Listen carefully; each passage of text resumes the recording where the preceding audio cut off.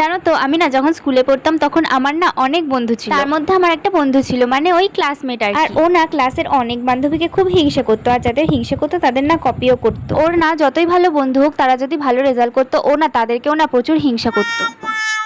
আর social মিডিয়াতেও জানো তো ওর থেকে যদি বেশি কেউ লাইক পায়, ভিউজ পায়, তবুও না ও খুব হিংসা করতো আর সবাইকে না খুব ছোট করতো। একদিন জানো তো কি হয়েছে, আমরা প্রাইভেট থেকে বান্ধবীরা মিলে বাড়ি আসছিলাম, মানে ওই যে হিংসুটে বান্ধবীটা ছিল ও আসছিল আমাদের সাথে। আমরা না সবাই মিলে সাইকেল নিয়ে আসছিলাম, আর ও না সাইকেল থেকে পড়ে গেছিল। আর ও না খুব মোটা ছিল জানো তো, সেজন্য সাইকেল নিয়ে না উঠতেও পারছিল না একা একা।